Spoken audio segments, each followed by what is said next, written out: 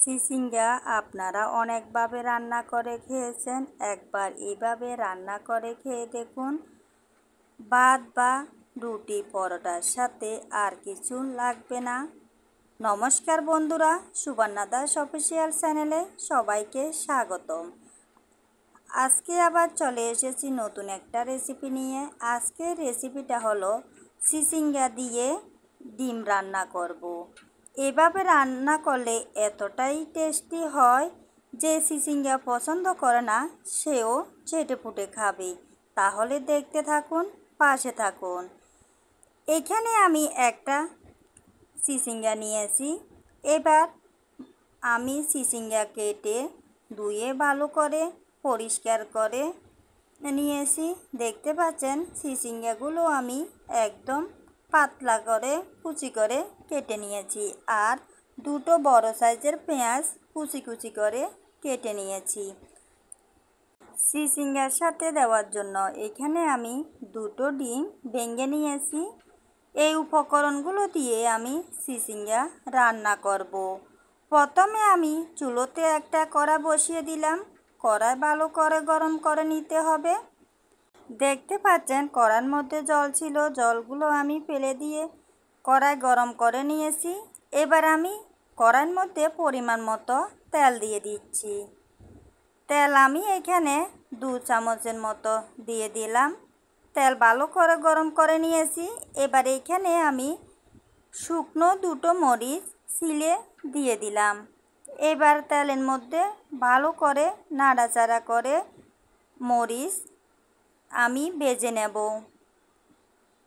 মরিচ একটু লাল করে আমি ভেজে নিয়েছি, দেখতে পাচ্ছেন। এবার আমি এই তেলের মধ্যে দিয়ে দেব কুচি করা যে পেঁয়াজ কেটে রেখেছি তা দিয়ে দিলাম। এবার তেলের সাথে ভালো করে পেঁয়াজ লাড়িয়ে 1 মিনিটের মতো আমি ভেজে নেব। এখনও যারা লাইক দিতে ভুলে গিয়েছেন অবশ্যই একটা লাইক দিয়ে পাশে থাকুন। এবার আমি এখানে দিয়ে দিচ্ছি 1 চামচের মতো হলুদের গুঁড়ো আর স্বাদ মতো লবণ দিয়ে দিলাম। আর 1 চামচের মতো দিয়ে দিলাম আদা রসুন বাটা। এবার আমি এই উপকরণগুলো ভালো করে কষিয়ে নেব যতক্ষণ পর্যন্ত আদা রসুনের যে একটা কাঁচা গন্ধ আছে না চলে যায়, ততক্ষণ পর্যন্ত আমি এভাবে ভালো করে কষিয়ে নেব। এভাবে কিছুক্ষণ পর পর নাড়াচাড়া করে কষিয়ে নিতে হবে। দেখতে পাচ্ছেন আমি ভালো করে কষিয়ে নিয়েছি, আদা রসুনও কাঁচা গন্ধ চলে গিয়েছে। এই রেসিপিটা আপনারা বানানোর সময় অবশ্যই এভাবে ভালো করে আদা রসুন কষিয়ে নেবেন। এবার এখানে আমি দিয়ে দিলাম 1 চামচ পরিমাণে ভাজা জিরের গুঁড়ো আর 1 চামচ পরিমাণে ধনিয়ার গুঁড়ো, 1 চামচ পরিমাণে মরিচের গুঁড়ো দিয়ে দিলাম। এবার ভালো করে আমি 1 মিনিটের মতো কষিয়ে নিচ্ছি শুকনো মশলার উপকরণগুলো। এভাবে কষিয়ে নেওয়ার পর আমি এখানে দিয়ে দিলাম অল্প পরিমাণে জল দিয়ে দিলাম। জল দিয়ে এবার আমি ভালো করে মশলা কষিয়ে নেব যতক্ষণ পর্যন্ত মশলার গায়ে তেল ভেসে না আসছে, ততক্ষণ পর্যন্ত আমি কষিয়ে নেব। দেখতে পাচ্ছেন বন্ধুরা, এখানে মশলার উপরে তেল ভেসে উঠেছে। এবার এখানে আমি দিয়ে দিলাম 4টা কাঁচামরিচ ছিলে দিয়ে দিলাম। আবারও আমি ভালো করে নাড়াচাড়া করে একটু কষিয়ে নিচ্ছি। দেখতে পাচ্ছেন আমি যে জল দিয়েছি জলও একদম শুকিয়ে গেছে, মশলাও একদম ভালো করে কষিয়ে নেওয়া হয়ে গেল। এবার আমি কেটে রাখা চিচিঙ্গাগুলো দিয়ে দিলাম। চিচিঙ্গা একদম কচি, তাই আমি ভাপিয়ে নিইনি। আপনাদের যদি চিচিঙ্গা বাতি হয়ে থাকে তাহলে আপনারা ভাপিয়ে নিতে পারেন। এই চিচিঙ্গাটা একদম কচি, তাই আমি ভাপিয়ে নিইনি, এমনিতে নরম হয়ে যাবে। আমি চিচিঙ্গা মশলার সাথে ভালো করে লাড়িয়ে চাড়িয়ে কষিয়ে নিচ্ছি। এভাবে কিছুক্ষণ নাড়াচাড়া করে কষিয়ে নেওয়ার পর আমি এবার ঢাকনা দিয়ে দিলাম। 5 মিনিট পর আমি ঢাকনা তুলে নিলাম। আবারও আমি ভালো করে লাড়িয়ে দেব। ঢাকনা দিয়ে আপনারা যদি রান্না করেন তাহলে চিচিঙ্গা একদম তাড়াতাড়ি সিদ্ধ হয়ে যাবে। আবারও আমি ভালো করে নাড়াচাড়া করে আবারও কিছুক্ষণের জন্য ঢাকনা দিয়ে দিলাম। ঢাকনা তুলে নিলাম। আবারও আমি ভালো করে লাড়িয়ে দিচ্ছি। এভাবে কিছুক্ষণ পর পর ঢাকনা দিয়ে দিলে তাড়াতাড়ি একদম সিদ্ধ হয়ে যাবে। দেখতে পাচ্ছেন চিচিঙ্গা আমার সিদ্ধ হয়ে গিয়েছে। এবার আমি এখানে যে চিচিঙ্গার জল বের হয়েছে জলগুলো আমি ভালো করে শুকিয়ে নেব। আপনারা যদি এভাবে চিচিঙ্গা রান্না করেন তাহলে রুটি পরোটার সাথে খুবই ভালো লাগবে।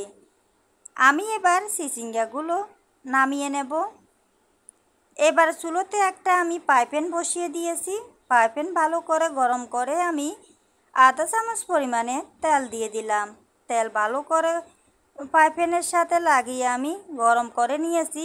এবার এইখানে আমি দিয়ে দিলাম দুটো যে ডিম ভেঙে নিয়েছিলাম তা ফেটিয়ে তেলের মধ্যে দিয়ে দিলাম। এবার ডিম খুন্তির সাহায্যে আমি ভেঙে নেব। একদম গুঁড়া গুঁড়া করে ভাঙবো না। হালকা ডিমের এক পাশ হয়ে গেলে আমি টুকরো টুকরো করে পিস করে ভেঙে নিচ্ছি। দেখতে পাচ্ছেন এভাবে আপনারা যদি ডিম পিস পিস করে চিচিঙ্গার সাথে দেন তাহলে রেসিপিটা দেখতেও খুব সুন্দর লাগবে, খেতেও খুব দুর্দান্ত লাগবে। আর কোনো মেহমান আসলেও আপনারা এই রেসিপিটা এইভাবে রান্না করে দিতে পারবেন। আমি ডিমগুলো ভালো করে ভেজে টুকরো টুকরো করে কেটে নিয়েছি। দেখতে পাচ্ছেন কতটা সুন্দর হয়েছে। এবার আমি ডিম নামিয়ে নেব। ডিম ভাজা হয়ে গিয়েছে। আবারও আমি চুলোতে চিচিঙ্গার কড়াই বসিয়ে দিয়েছি। এবার আমি ভেজে রাখা ডিম দিয়ে দিচ্ছি চিচিঙ্গার মধ্যে। এবার আমি ভালো করে চিচিঙ্গার সাথে ডিম মিশিয়ে নিচ্ছি। আমার এই রেসিপিটা যদি আপনাদের ভালো লেগে থাকে অবশ্যই লাইক কমেন্ট শেয়ার করে দেবেন। আর নতুন কোনো বন্ধু যদি আমার এই রেসিপিটা দেখে থাকেন অবশ্যই আমার চ্যানেলটাকে সাবস্ক্রাইব করে দেবেন এবং নোটিফিকেশান অন করে রাখবেন। যখনই আমি নিত্য নতুন ভিডিও ছাড়ব প্রথমে আপনাদের কাছে পৌঁছে যাবে।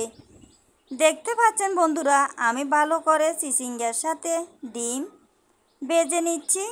কতটা সুন্দর হয়েছে। এভাবে রান্না করলে খুবই লোভনীয় হয়। এ রান্না দেখলে এমনিতে জিভে জল এসে যাবে। কতটা সুন্দর হয়েছে দেখুন। চিচিঙ্গাও একদম ভালো করে সিদ্ধ হয়ে গিয়েছে। এবার আমি চুলো থেকে নামিয়ে নেব।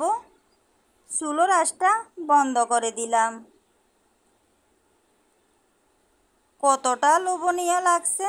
এভাবে যদি একবার রান্না করে খেয়ে থাকেন বারবার রান্না করে খেতে মন চাইবে। এবার আমি পরিবেশনের জন্য নামিয়ে নিচ্ছি। আজ এ পর্যন্তই বন্ধুরা, সবাই ভালো থাকবেন, সুস্থ থাকবেন। আমার পাশে থেকে আমার এই ভিডিওটা ফুল ওয়াচ করার জন্য নতুন বন্ধু পুরাতন বন্ধু সকলকে ধন্যবাদ। সবাই ভালো থাকবেন, সুস্থ থাকবেন।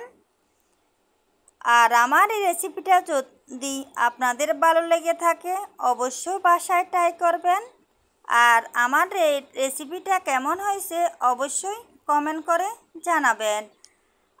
আবার চলে আসবো নতুন একটা রেসিপি নিয়ে। এ পর্যন্ত সবাই ভালো থাকবেন, সুস্থ থাকবেন। ধন্যবাদ।